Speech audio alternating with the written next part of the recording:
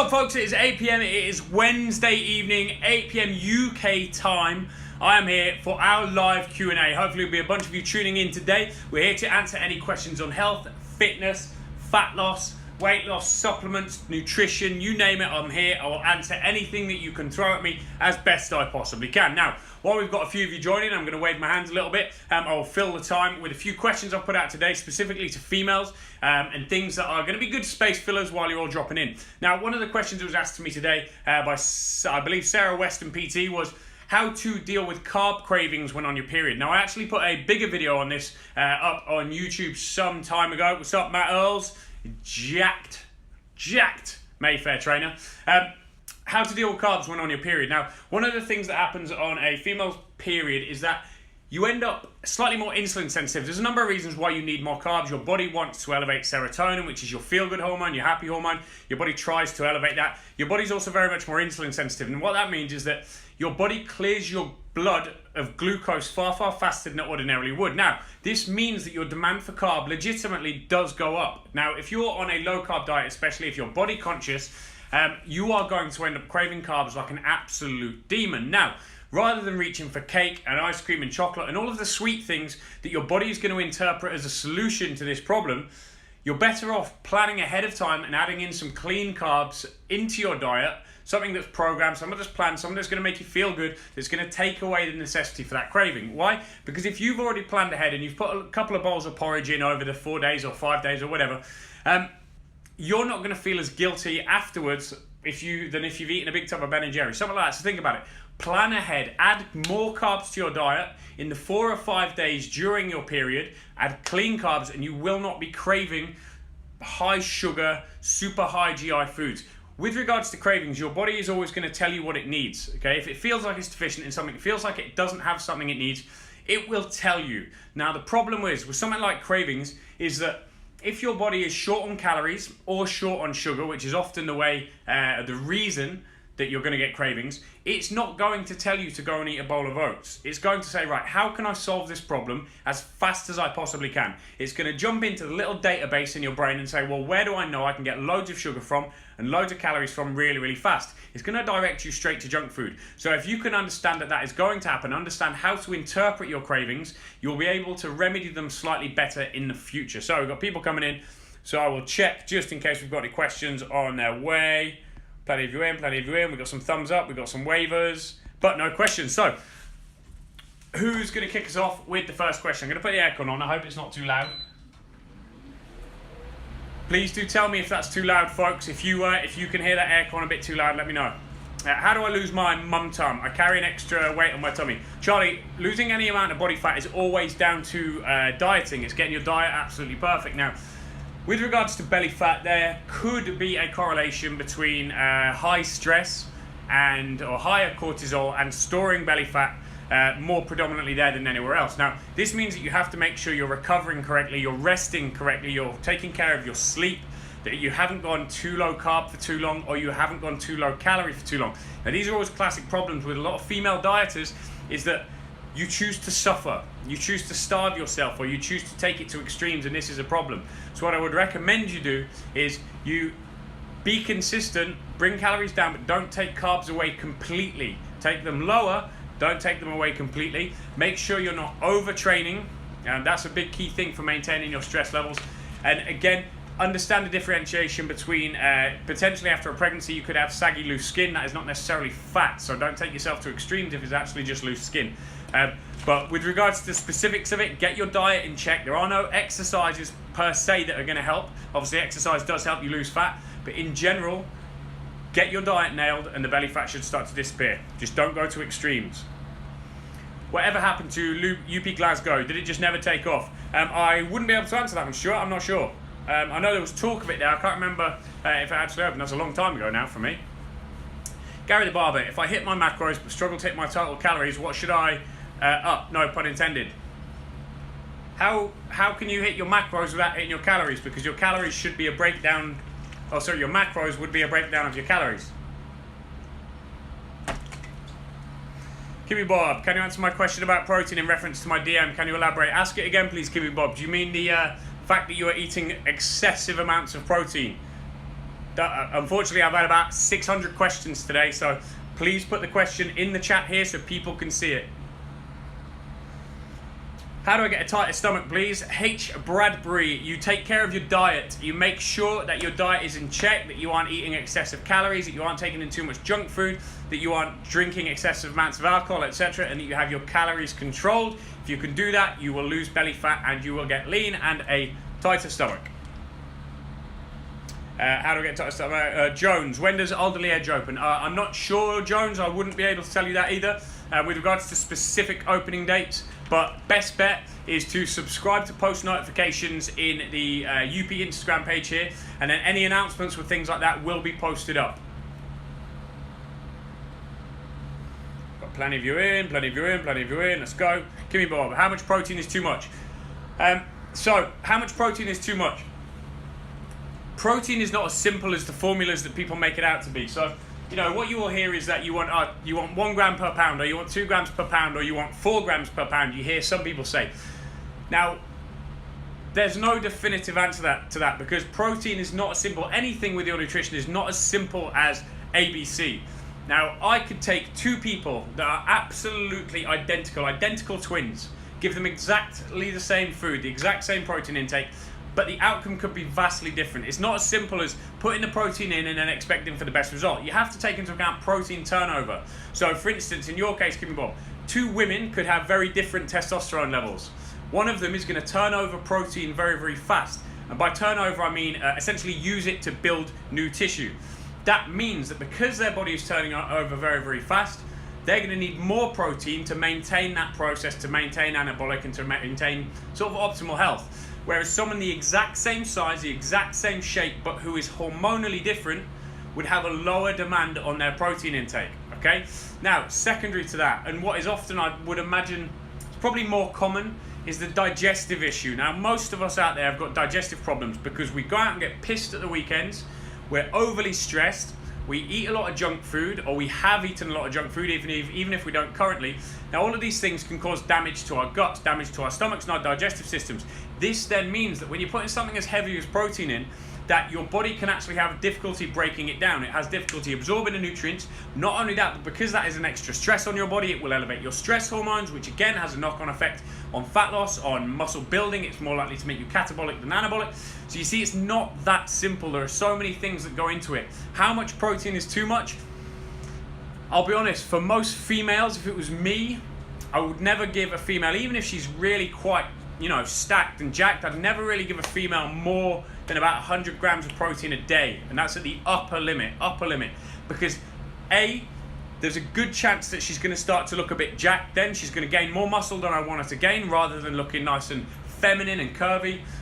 Secondly, it's going to overly stress her digestive system, so she'll probably end up carrying a bit of water. She won't be feeling too great. She'll be feeling bloated. She'll resent her training, resent her dieting, and eventually crash. This is why with the live UP programs, we keep the protein relatively moderate, give you some more carbs, because it balances out. There's many, many evils within a diet, and especially when moron trainers take diets to extremes. The classic is, you get a douchebag trainer who goes and does a bodybuilding competition, something like that. They then immediately give that diet, whatever diet got them lean, they immediately give that to every single one of their clients. The usual go-to is fish and greens. Okay, that's usually what people do. They give them fish and broccoli for 6 weeks because they're morons and they shouldn't be in the industry.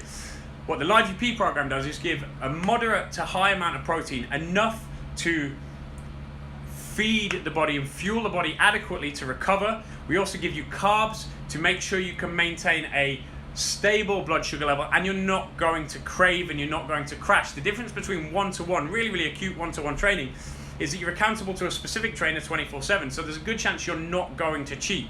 Whereas on something like Live UP, which is a forum monitored program, we need to make sure we kind of cross every T and dot every I to make sure we've thought of everything ahead of time so you don't cheat this, that and the other. So it's a moderate protein diet, slightly higher carbs, so you can have some of the food you like. How much is too much? How long's a piece of string? That was a long answer for that, wasn't it?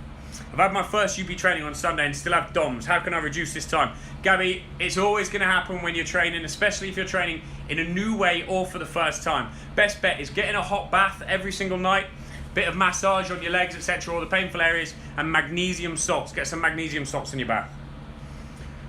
Jones, do I recommend any cortisol block supplements? Best bet for me is adaptogenic herbs, not necessarily cortisol blockers. I know there are some out there, but I would suggest, as in pharmaceutical cortisol blockers, but I would suggest adaptogenic herbs are probably your best bet and safest bet. Such as rhodiola rosea. We've got holy basil, again, it's very, very good. And what these do is they reduce the effect that cortisol has in your body. It doesn't necessarily block cortisol, but reduces the effect that it has on your body. I believe forskolin is also quite handy for that. So there are some out there, but I'm not necessarily sure I would suggest going for kind of pharmaceutical cortisol blockers, because you do need an amount of cortisol. You don't want to shut it down completely. Jerk. Hi Elliot, what's your view on neurotransmitter profile? The more I research, the more I do, the more I can see how it correlates. 100%, yeah. No, absolutely. The neurotransmitter profiling is basically taking who you are, how you are, and how that dictates you to potentially train. Now, Charles does a bit about it, Christian Thibodeau does a bit about it.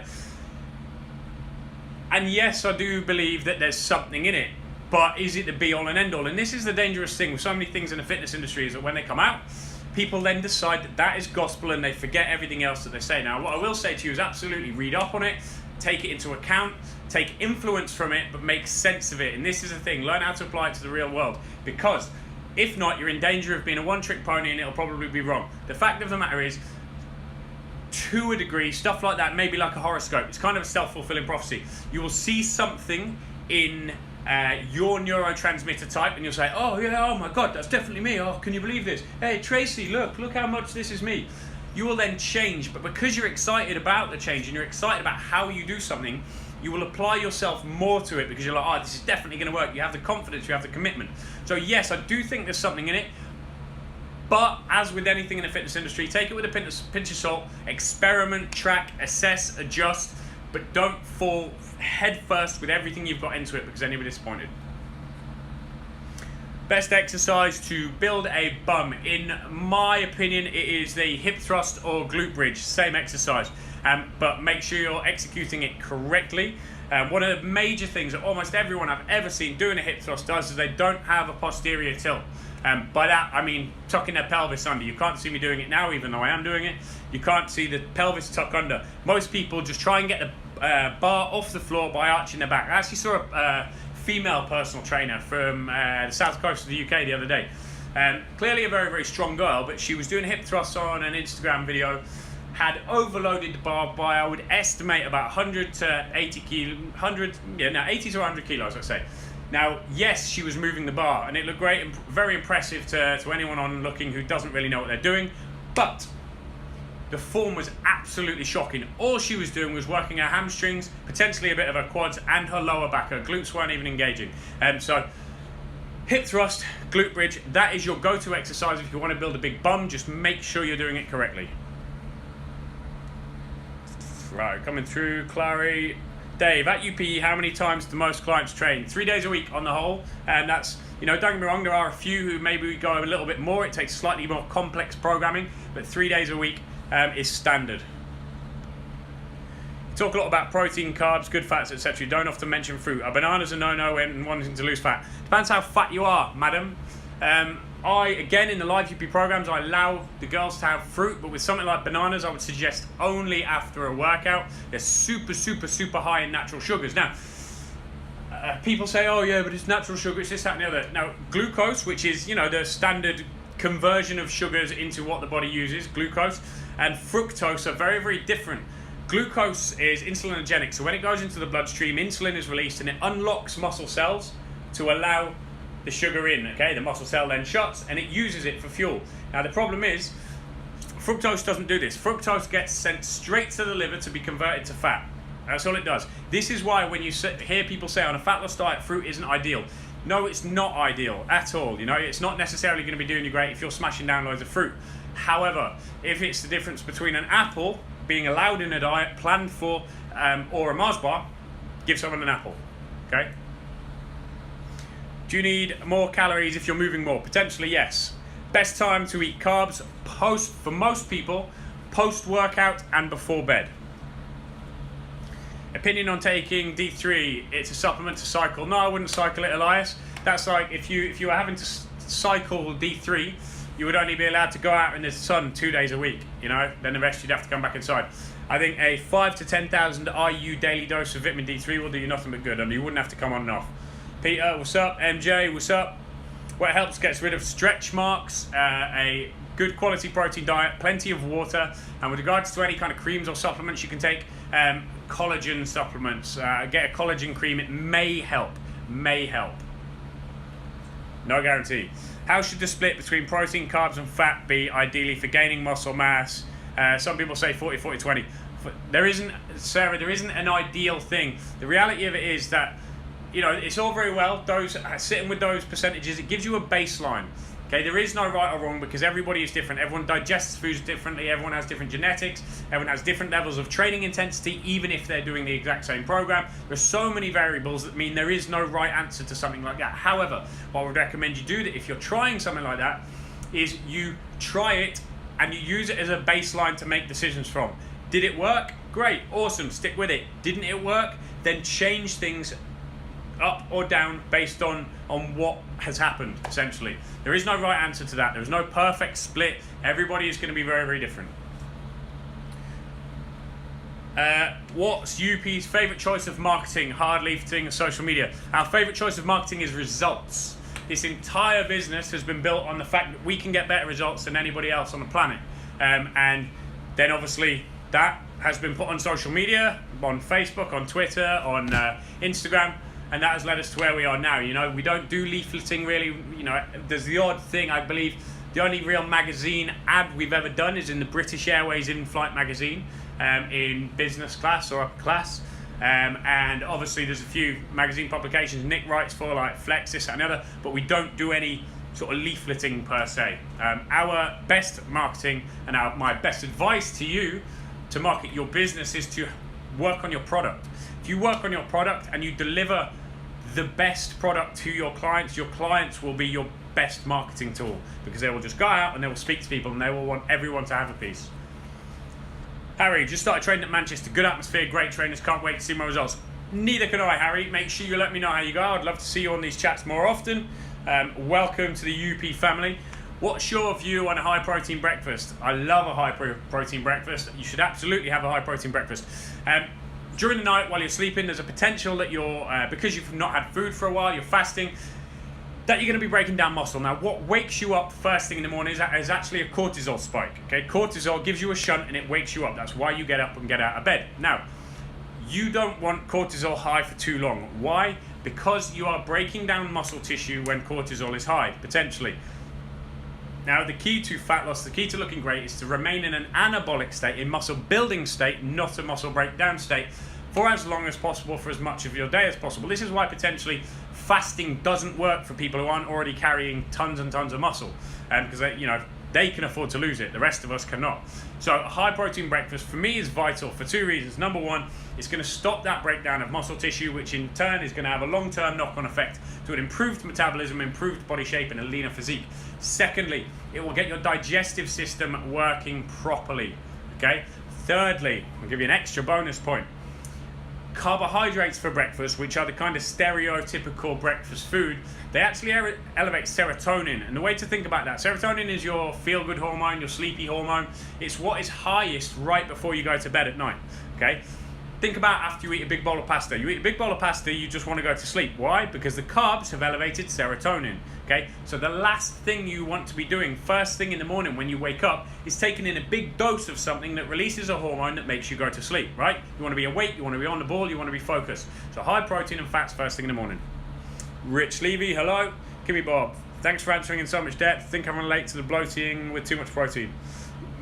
Listen, if there's one thing I'm pretty damn good at, it's getting girls in shape, and there are so many mistakes that are being made out here in the fitness industry. And it's kind of saddening to a degree, because so many, mistakes like that, which with the best of intentions, you're eating a ton of protein because you think, oh, this is what I need to do, this is what I've read, this is that. But there are so many other factors that need to be taken into account. Obviously, this is why we are in a job. This is why someone like me is in a job, because we have to know the other factors. We have to know what else is behind it. It's never that simple. Arianator, hi, I've been working with Gemma Atkinson recently. Yes, she's been in our Manchester gym. She goes in there a few times a week, and then while she's been doing the tour with Strictly Come Dancing. How did you get your first pull-up or 5 reps? Asking for my wife. You just start trying, basically. You know, what I would suggest if you're trying to get strong is don't train to failure. And this is a really, really common, common mistake, especially with females trying to learn how to do a pull-up. It's one of those kind of holy grail exercises for a female.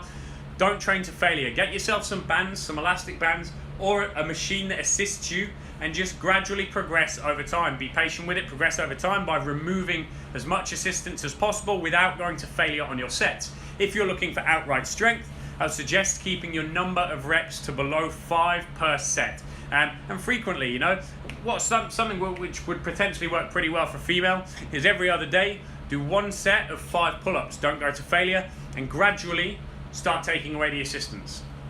Ali Bongo, hello. Clary, can you do abdominal exercises whilst pregnant?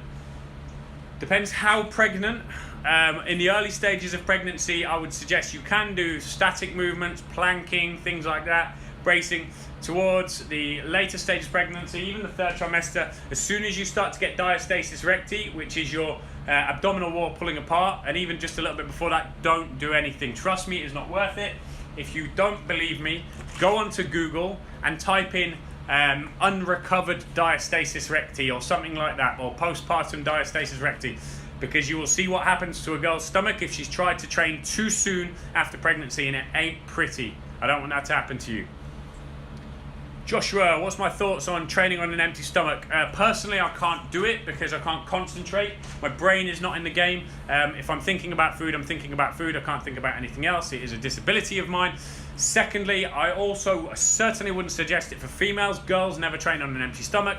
Thirdly, guys, if you're considering training fasted, I would put it to you this way. Only do it if you are confident that you have muscle to lose. Okay, if you're fine with losing a bit of muscle, go ahead. Otherwise, I would suggest eat before you train. And I'm assuming by that you meant, you know, if you're training at 6 o'clock in the morning, is it okay to just get up and go? I'd suggest not. Try and eat, or at least have a shake or something like that. Dave, would you take BCA for fat loss? Can it help with performance? 100%, Dave. Yes, I recommend all of my clients take about 15 to 20 grams a day, especially on training days. I have them do it during their cardio sessions. I have them do it during their interval sessions. I have them do it during their weight training sessions. It's going to minimize muscle breakdown. It's going to keep your cortisol under control. It's going to just put you in a much more better hormonal environment to perform well, to perform longer, and recover much faster, which all of those 3 factors obviously are going to help you drop body fat and build muscle quickly. Laura Moore, tips for getting around the fact that I want to eat like a horse due to time of the month, my raging metabolism, I can't satiate my hunger. Laura Moore, it depends how much you're eating. My advice would be, if you are that obsessed with food whilst you are on your period, it's because you're not eating enough anyway. Read the signs that your body is giving you and address them properly. That's what I'd say. Now, dependent on the food group, try and interpret. If you're finding that you're really craving chocolate or really super sweet stuff, that's probably because your calories are too low and your need for carbs has gone up. I mentioned it at the beginning of this video. So take in some more carbs, but make them clean. You know, have some sweet potato, have some oats. Plug that glucose gap with better foods, better choices. Then you won't have to suffer the guilt of cheating at that time of the month.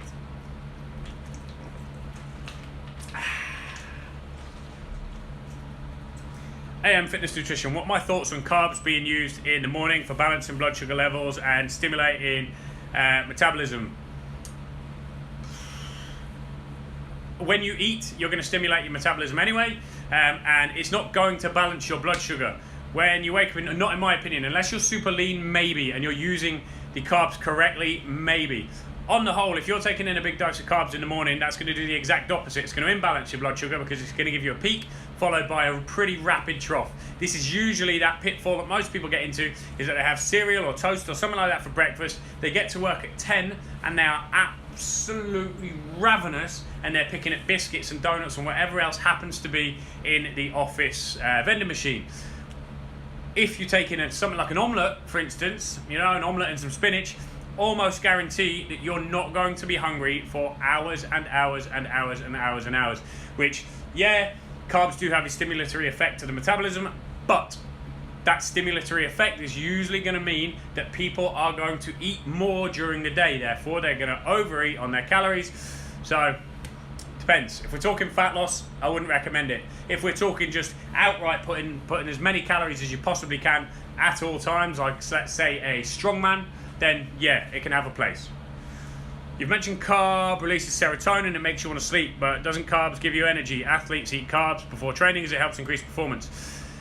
Yes, but so carbs improve glucose. So you've got a higher glucose level in your blood, which can then fuel muscle, it can fuel activity, etc. That's how it's useful. The carbs, when insulin is released, serotonin also goes up. So hormonally, your body's trying to shut itself down, whereas for a short period, let's say half an hour to an hour, yes, there may be an energy spike.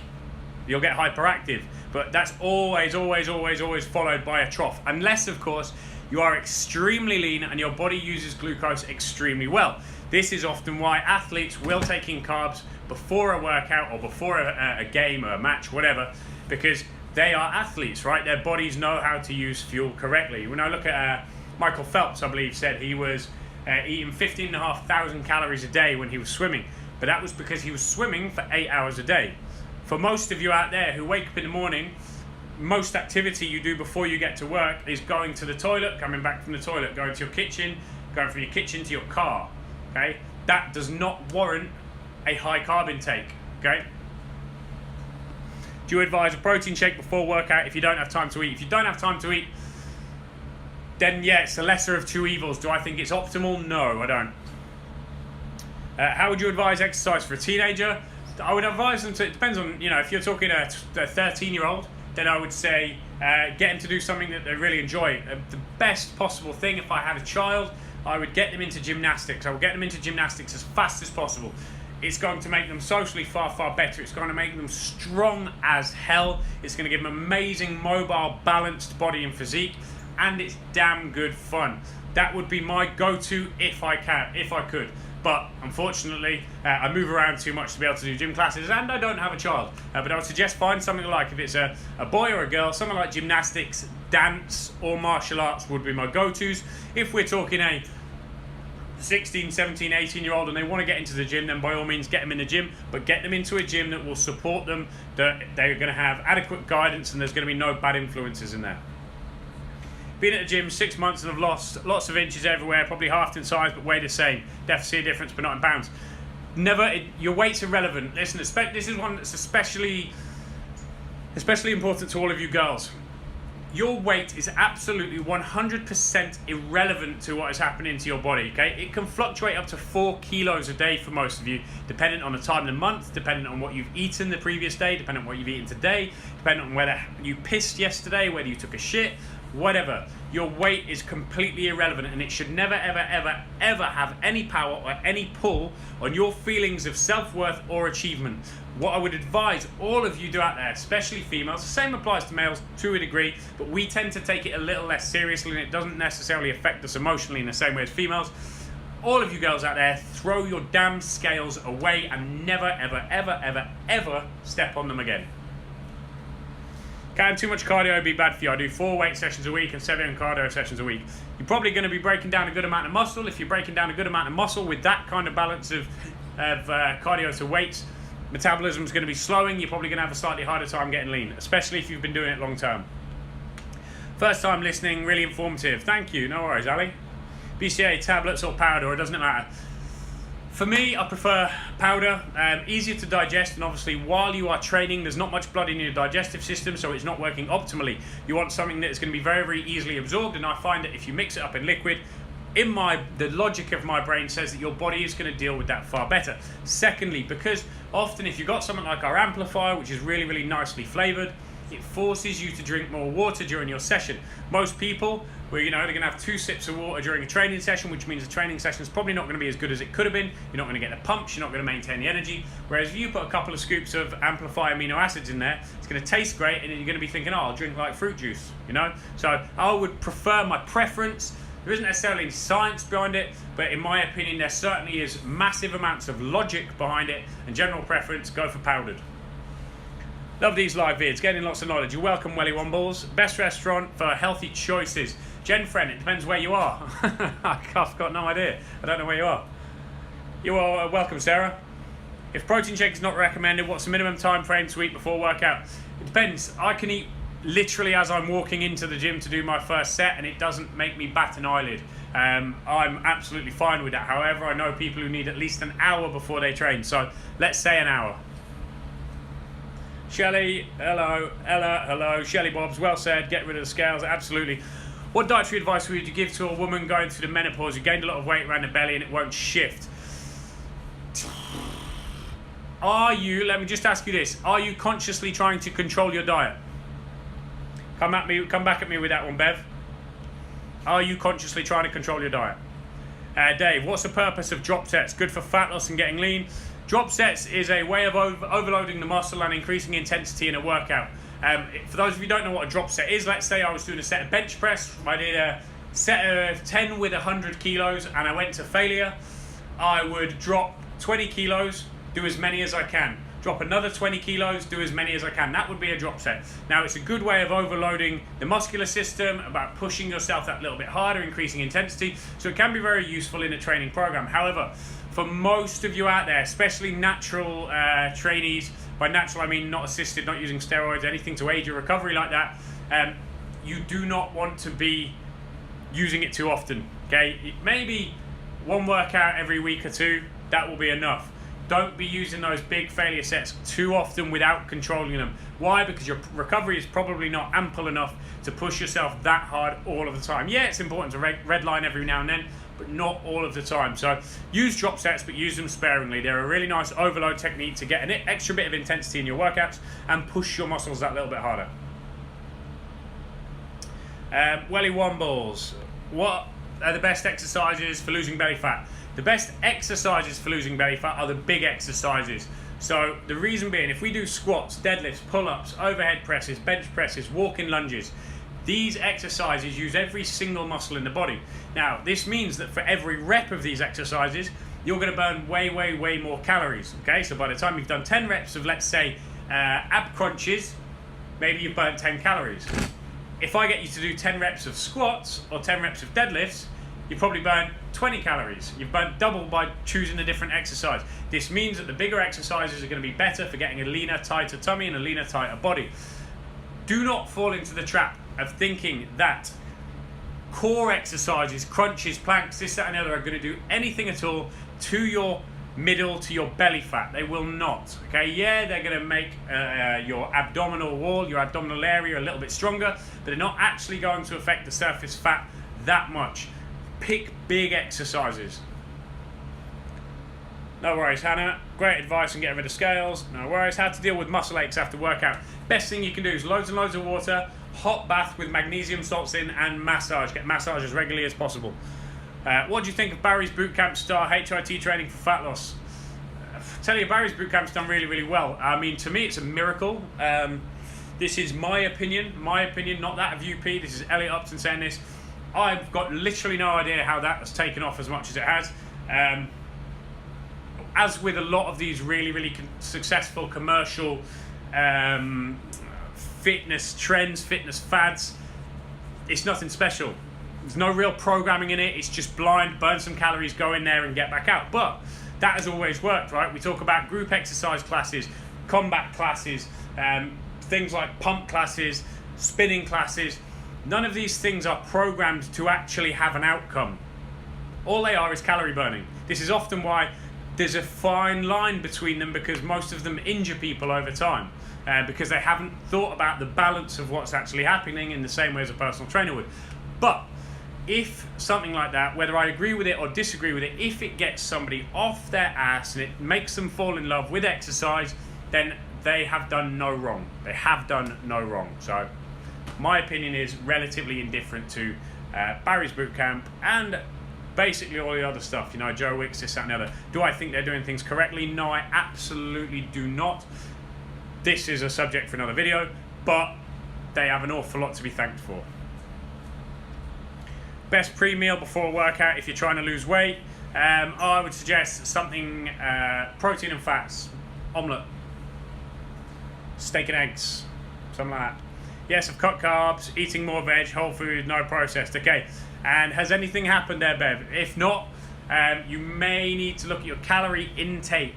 There's not that many factors. Yes, potentially your thyroid will have a bit of an effect as you're going through menopause, which could potentially mean that your caloric set point, i.e. your need for calories, has actually dropped. Now, that will take time to identify.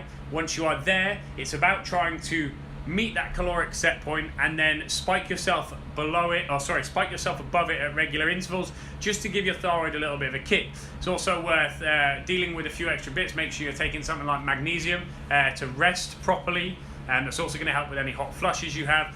It's a bit specific with the menopause, but if you're taking in enough fats, which are going to help you produce the hormones you need to produce, you have a moderate to let's say moderate protein diet, good solid proteins, plenty of veg, and your calorie balance is right, there is no reason why you shouldn't be dropping fat at the same speed as most other people.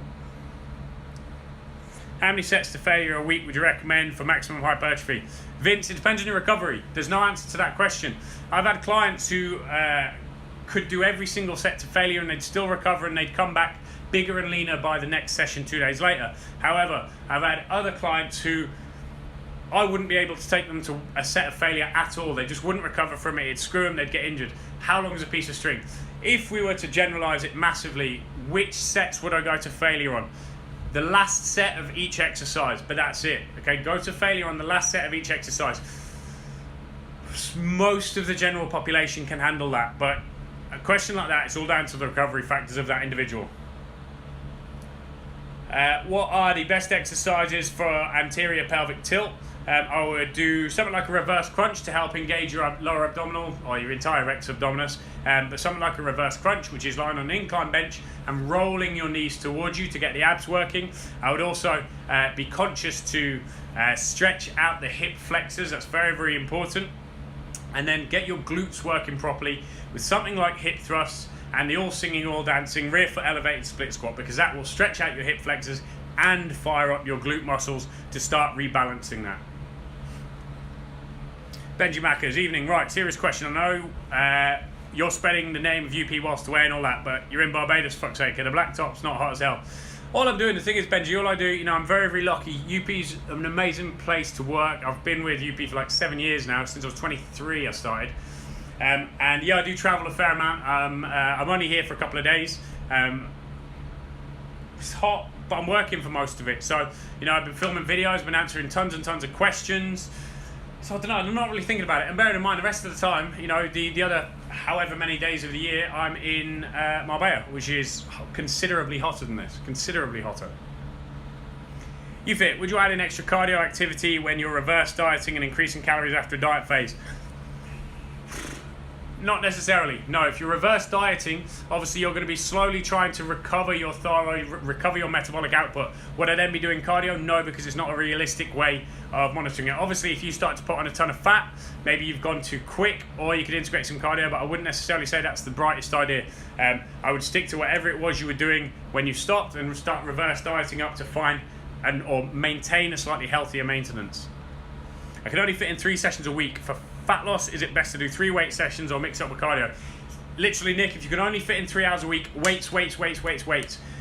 If you're doing cardio, yes, it's going to burn calories while you do it. It's going to burn fat while you do it, but that's it. As soon as you stop doing it, it stopped burning calories. Weight training is different. Because you cause muscular damage, it's going to create a larger demand for calories during your rest time and between workouts. Therefore, the best bang for your buck you can possibly do if you are short for time, you only have 3 sessions a week, is always going to be weight training. Prioritize your weight training first. 15% body fat. I train at UP and follow everything my trainer tells me. What body fat can I get to? I want to get as lean as I can with big biceps, chest, back, shoulders, and what guys want. Dave Love, I would suggest, for most of our clients, and certainly my clients, I would suggest somewhere between 8 and 10% is a really nice ballpark. Getting anywhere below that becomes not only incredibly difficult, but it's not necessarily healthy to stay below that. Okay, so you still have to understand that you have a life, that your health matters. So I would say 8 to 10% is a nice target, and that's also where you're going to look pretty sick, you're going to look full, you're going to have abs, potentially have abs. But 8 to 10 is probably a good time. How long will it take to get there? How long is a piece of string? Depends on you, depends on your genetics, depends on your compliance and your attention to detail on what your trainer has told you. Can you recommend a trainer in UP Amsterdam? I wouldn't be able to tell you a particular one by name because they're all absolutely phenomenal. What you have to remember about UP is that we have the most difficult recruitment process of any company in the fitness industry. In order to become a UP trainer, you have to really excel. You already have to be one of the best in the industry to be hired as a junior, okay? Let's put it in perspective. Let's say we get probably 2,500 applicants a year to work for UP worldwide.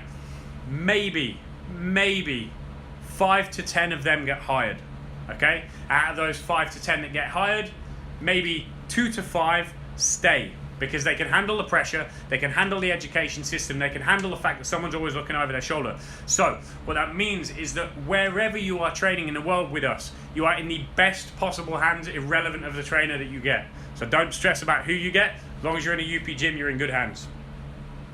What is a healthy fat percentage for a 32-year-old woman?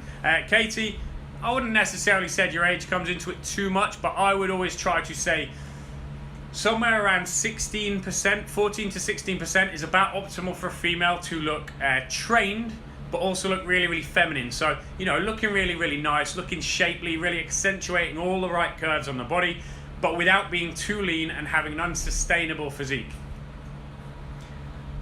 Movement PT. Hi, the advice over BCAAs is so contradictory. What was a time when everyone was saying BCAAs with everything? Now the same people saying the biggest waste of money as far as subs go, yet you still advocate. Movement, I would suggest if you find people that, don't get me wrong, changing your mind is a good thing sometimes. It absolutely is a good thing. It shows that you have an open mind, it shows that you're intelligent, you're analytical, you're going to do things. However, in my opinion, if people are chopping and changing and chopping and changing and chopping and changing, what you get with this is a lot of these disciples who follow the gurus, who buy into whatever that guru says, and that suddenly becomes gospel for the rest of their life. Now, this to me shows me an idiot. It shows me someone who hasn't got an open mind. They can't take what they learn and they can't apply it to the real world as the real world happens. Now, BCAAs are one of those things. Yeah, there'll be people who say yes, people who say no, people who say yes, people who say no. In my opinion, for every client I've ever had, and for myself, they work. They work. I don't even care whether it's psychological for me, they work. So I'm sticking with that. That's my opinion. BCAAs, buy them. Have them during your interval sessions, have them during your cardio sessions, and have them during your weight sessions. You'll be able to go harder for longer, and you are not going to break down muscle tissue in the same way. James Reeves, what would your advice be for someone looking at joining UP Fitness in Manchester? Very nervous and anxious, have inquired but no follow-up yet. No advice, man. If you have applied for a job, just be confident that you are the right person. UP is, although it's now, it is the fastest growing fitness business on the planet. We are the biggest personal training business on the planet, spread across 4 continents now. But we're a family still, we're very, very close. Everyone has each other's backs, and this is very important. But what that means is that when you come into UP, you can't be a dick. If you're a dick, we'll see through you like a pane of glass. So be yourself. Don't try to pull the wool over anyone's eyes. Don't try and make yourself smarter than you are. Come in with integrity, be honest. Then you've got the best possible chance of getting a job. If you don't be a little bitch about it. Understand that if we've criticised you and we've said, you need to improve this, then go away and improve it. Because if you do end up working for UP, every single thing you do will be criticised to make you better, to deliver a better service to our customers, to maintain the standard of the brand across the world. So be yourself, because if you don't and you end up getting hired, we'll catch you out. Then you'll look like a tit. All right. So I'm going to have some water. I don't know how long we've got left, guys, but no doubt Instagram will pop up and show me. If you're a UP trainer, can you work out? If you are a UP trainer, can you work out in all the gyms? Yeah, you go around. It's obviously being a member of staff in UP, you do, of course, have access to all of the gyms all over the world. If you're a UP client, if you are on holiday and you're near one of our locations, then yes, you can book in to have sessions with one of the trainers there. As I say, we communicate globally, all of the trainers in all of the gyms. So if you're training with somebody in Manchester and you're saying, I'm going to Hong Kong tomorrow, is it possible to have a trainer there? And then we will arrange to have a trainer there take you through your program that you are halfway through. So there's a lot of communication. We're not the kind of dog-eat-dog trainers where everyone's competing for business. We don't need to compete for business. Business is coming our way because we deliver results that nobody else can deliver. So You will always be able to train where you need to, and we can accommodate that. As a client and as a trainer, yeah, we are lucky enough. Nick allows us to train in all of the gyms wherever we happen to be. Does UP train in-house, or is it best to get all the qualifications away? UP's in-house education system. So we take on level 3 qualified PTs. You do have to be level 3 qualified at the moment to come in as UP. Our in-house education system is about 2 years long. It is extremely thorough. It has been said multiple times that within 3 months, a junior within 3 months of working for UP will know more than a lot of trainers that have been in the industry for 10 to 15 years. So the education system is phenomenally thorough. It is extremely intense, but it makes sure we cut out the weed from the chaff, you know? If you need to get a level 3 qualification, honestly, this is going to, you know, maybe it'll offend some people. Just get it. Doesn't matter where from, just get it, because they're all shit. They are all shit. Every level 3 qualification out there in the industry right now is simply to give you a piece of paper so you can then start operating. It is a piss poor standard within the industry. It's disgusting, but it is what it is. Unfortunately, right now we can't change that. So just get your level 3 qualification. Then once you've got it, pretty much forget everything you learnt in it. Then start the real study. Go to every course, find people who inspire you, find people who you think you can learn from, find people you want to be like and emulate, find role models, mentors, and then the work starts. Trying to perfect my form at the minute, keep pulling my neck, and I'm sure it's firm deadlifts. It may well be Tracy White. The chances are you've got your scapula winged, you've got them pulled forward. Probably work on your posture, loosen up your chest, shoulders, etc. And probably lighten the weight so you can retract your shoulders better. Tips to deal with hunger: chugging water, but hunger pretty persistent. 9 weeks in with UP. For me, the best thing I can do when trying to deal with hunger is number one, making sure you're taking in enough greens at each meal. When you are supposed to be eating, make sure you're taking in greens. For me, fibrous greens, things like broccoli, do start to kill my appetite. Secondly, fizzy water.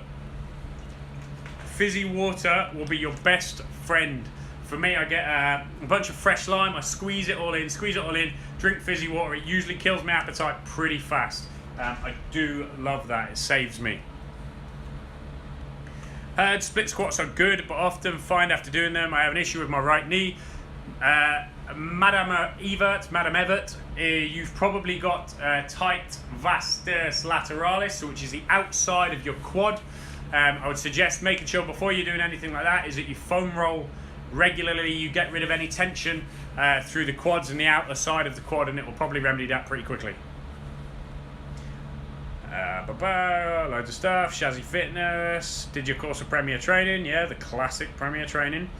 I'm doing the UP program. Is it better to hit my 10,000 steps a day with or without formal cardio? Good question. This is one I touched upon this week. I personally prefer getting your steps in with formal cardio. The reason being that if you just casually trot around, you're going to dawdle. You're going to walk as efficiently as possible, making it as easy as you possibly can. Now, this is not going to burn calories. The reason I prefer formal cardio to get my steps in is because I do it with intent. I walk fast, I walk hard, I think about it as exercise. This helps me burn more calories. When I do that, I see myself getting leaner at least twice the speed. So my personal preference is to put some formal cardio into your day at some point in order to get to your step total.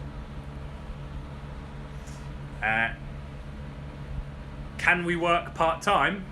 Nearly thought, was a personal trainer? No, unfortunately not. You commit to UP, or unfortunately it's probably not gonna work. Shazzy, my name is Elliot Upton. 2 L's, 2 T's. Misha, you're welcome. Can you work part-time or 1 day a week, or volunteer my time for free to get the qualifications and training? Please don't. No, so Jelly, as I say, what we don't do is we don't qualify you as a PT. If you want to qualify as a PT, you can do distance learning with somebody like Premier Training. You can become a PT with somebody like them. As I say, it just gives you a piece of paper to take money off people in a gym, essentially. But our in-house education system is for our junior trainers. It is for UP trainers only. This is not something that we put out across the fitness industry. It's not something that's available to anyone outside of UP. Sorry, it wasn't clear. I'm looking to be trained at UP Fitness. Okay. James, don't worry about it. Don't worry about it. Don't get me wrong. It is completely completely normal to be nervous. Your first session, you're going to be trained hard, so get a good night's sleep the night before, but don't stress about it. Our trainers will make you feel at home. Remember, we see multiple new people every single day, so we know what it feels like to come in. We know what to expect from you. Just go in, work hard, listen to your trainer, and you will set up with a really, really good relationship with them. So don't stress it. Of course, me saying that is not necessarily going to help you, but it'll be fine, trust me. Are you recommending 3 times workouts a week plus 10,000 steps per day? Depends on the person. It's a nice place to start, maybe. Shazzy, by all means, apply to UP. Khan, it's very difficult to do formal cardio on training days. Is doing formal cardio 3 to 4 times a week enough? I would imagine that's, more than enough. Khan, more than enough. You're welcome, Shazzy. Republica. Hi, I do Orange Theory Fitness. I'm interested to know what will be the big difference. Republica, you are going to have to tell me what the hell Orange Theory Fitness is, because I've got no idea. What is best to have after a workout or before a workout? The whole carbs after. For me, I would only give carbs to a client before a workout if they're already very, very lean. Because I know that their body is going to be using carbs correctly. If they're not lean, if they have fat to lose, then I put all of their carbs either later in the day or immediately after their workout. Healthy snacks I enjoy. I don't enjoy healthy snacks, just enjoy unhealthy snacks. But healthy snacks that I eat. Do you know what? I don't snack, actually. My food intake, I probably eat 6 or 7 meals a day, small meals, but they're meals. They're often very, very similar. They're not snacks per se. I don't really think I eat snacks. No, I don't.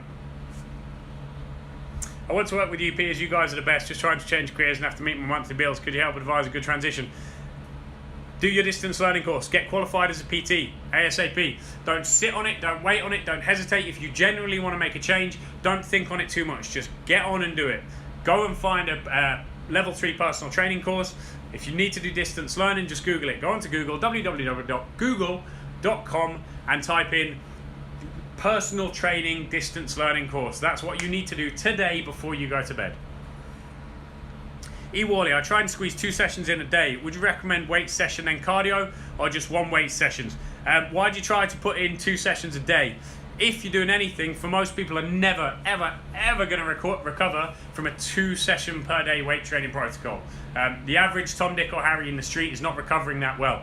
So if anything, then you would do your weight training session and a cardio session. So lesser of those 2 evils. Supermom, I just started my PT course, very excited. I'm in London. Good for you, Supermom. A career change, or just something you've done? Have you gone from something else and got into it? So I was trying to be a bit of a clever dick earlier, and I put out a post asking for questions, and I was going to film some video answers. But because I happened to be in a park at the time that I was filming the answers, I was like, do you know what? I'm going to make them a little bit interesting. I'm going to make them a little bit funny. So I started jerking around in this park in intros to the videos just to engage people a bit more and maybe get a little laugh out of them. In doing so, I decided it would be fun to trip over some tyres and smash my shoulder to pieces. That's really going to hurt tomorrow. I'm going to regret it massively. I'm getting old now. I've got to remember that. I can't just throw myself around like a 6-year-old. Shazzy Fitness, to lose fat but not feel hungry, how can I cut down on carbs? I love my porridge in the morning. Why do you necessarily need to cut down on carbs? If anything, this is going to, don't get me wrong, we're going to have some lean people out there, or some fitness PTs, or people who are genetically very lean, who are going to be like, oh, shut up, Pelly, you don't know what you're talking about. Carbs are going to make you hungry. That's a fact. You have a bowl of carb-rich porridge, whatever, first thing in the morning for breakfast, you're going to be way hungrier throughout the day. You have a 3-egg omelette, which is probably going to be about the same amount of calories, can almost 100% guarantee you that you're not going to be hungry till about 2 o'clock. Carbs are going to make you hungrier. If you don't want to be starving throughout the day, don't eat carbs in the morning. Favorite compound exercise, deadlift, 100% deadlift. If I could have one exercise, if someone said, right, you are no longer allowed to do any exercise for the rest of your life, apart from one, I would pick a deadlift immediately. On it now, genuinely, I'm studying for it, and we'll get to a level 4, they say, with 10 BCDs. Thank you for your advice, you're welcome. Kiki, hello Kiki, welcome back. In terms of 2 sessions a day, my gym has yoga on Tuesday morning, which I'm really enjoying, but I PT every Tuesday night. Would you move PT? Slightly different, Kiki. What I was referring to is 2 weight training sessions a day, or 2 intense sessions a day. Yoga's, I'm not sure I would necessarily, I don't mean to patronise, you know, I've done yoga myself quite a bit. Yoga is not what I would class as a session. You know, yoga is essentially a bit of a stretch. Obviously, there are types of yoga that are super challenging, but be slightly different. It'll probably aid your recovery rather than hinder it. Safe lad, thanks, you're welcome. Any particular form of deadlift? Conventional deadlift for me. Conventional, I'm better at conventional deadlifts. Sumos, not really a fan. But I'm built fairly well for conventional deadlifts as well, so that does help. What do I mean by compound exercise? Sorry to be thick. A compound exercise, Madam Eva, is an exercise that uses multiple muscle groups to perform that movement. So, for instance, a bicep curl, up and down, is using one muscle, okay? Whereas a deadlift is going to use multiple muscles, legs, calves, shoulders, back. Okay, so a compound movement, it means multiple muscles. So I always work out in the morning before work, so my pre-workout is also my breakfast. Still recommending 3 eggs and no carbs for weight training. Sarah, unless you're pretty damn lean already, first thing, I just don't. I don't recommend carbs pre-training unless you're already lean. That's me. Of course, everybody does things differently, but that's me. Good stuff. Yeah, I say to my PT, yoga doesn't count, but don't mean it rudely, so I get you. Yeah, it's not intense enough. Yoga is essentially a big long stretch on the whole, so I would usually let you get away with that. 13% body fat. If you're legitimately 13% body fat, you are absolutely shredded as a female. So yeah, you go nuts. You have some carbs before your training session. Lisbeth, hello. Mia Connor, what would you recommend me doing for exercise as well as football? Weight training. Weight training, weight training, weight training. You weight train, depends how many times you play in football. Let's say you're playing football twice a week. If you weight train 2 to 3 times a week, full body sessions, you are probably going to get considerably better, faster and fitter at your football. Weight training. Full body sessions, 2 or 3 times a week, and you'll be fine. Keep them short though, 45 minutes. Come on folks, we're ticking down on time now. We're going to get down. I would imagine Instagram's going to give me my 2-minute warning in a minute, unless I've massively... Yeah, of course it's good for speed, Mia, because the stronger you are, the faster you can produce force. Now, the only difference is if you get heavy. I can almost guarantee if you make your legs stronger, they will become more explosive, you will be faster. Carb cycle on gym days when lean. I'm sub 10% on calipers. Absolutely. If you're sub 10%, you should be carb cycling. Now, at that kind of body fat, I'd make it quite a big carb cycle as well. My weekly workout split. Okay, so it's an interesting question. So it varies. Right now, I train my upper body twice, lower body twice, so 4 days. And I pick one exercise per session, and I do 3 to 4 sets on that exercise. The reason being is that for various past health issues, you know, we're going back years in my 20s, I do not recover well at all. At all. Even remaining in any kind of shape is a massive uphill battle for me. It always has been. So the most I can really do consistently is 1 to 2 exercises per workout, per muscle group twice per week. That's just me. Obviously, it's very different. Don't get me wrong, though. I do go through periods of really, really high volume just because I love it and I want to shock my body a bit. But right now, my training split is that. Struggling to eat enough protein to meet calories needed. Any suggestions other than protein shakes? Depends how much protein you're supposed to be on, to be honest. If you're struggling, you know, what are we looking at there, Elizabeth? You know, I would say you're probably going to be needing to be on about 100 or less grams of protein per day. So please do. In a moment. Thank you. If you're... Is that room service coming in? Going to try and clean some shit up. I wouldn't want to come in here. You're probably not going to be having to take in that much protein as a female. But if you need easy, cheaty ways to get your protein up, then use fish rather than things like chicken, drier meats. When do you eat carbs, or do you have some with every meal? I tend to have more carbs early in the day. For me, I can only really have them post-workout. Like I say, for me, getting in shape and staying in shape is an uphill battle, a constant uphill battle. It's a bloody nightmare and it does my head in. If I eat carbs at any other time other than post-workout, my body immediately gains body fat. Keep fats the same or decrease on high carb. Effectively, it's calorie cycle. Keep your calories the same and fluctuate. Make sure there's an inverse relationship between your fats and your carbs. Alcohol, no. If you've got any intention, especially with menopause, of getting in shape, drop alcohol. I've got a holiday booked. I've got 25 seconds. I've got a holiday booked in 3 weeks. So is there any point in me joining now, or should I wait till I come back? Depends, James. It depends on how committed you can be on holiday. Of course, we will try to accommodate you while you're on holiday, but it depends how committed you are to doing stuff. Sorry, I double checked. It's 15%. I probably wouldn't have carbs. Oh no, again, having said that, you must be shredded at 15%. So yeah, maybe. How do I turn up my stomach? I've got 5 seconds. By dieting properly, Mia. What's what I needed to hear? We're gone.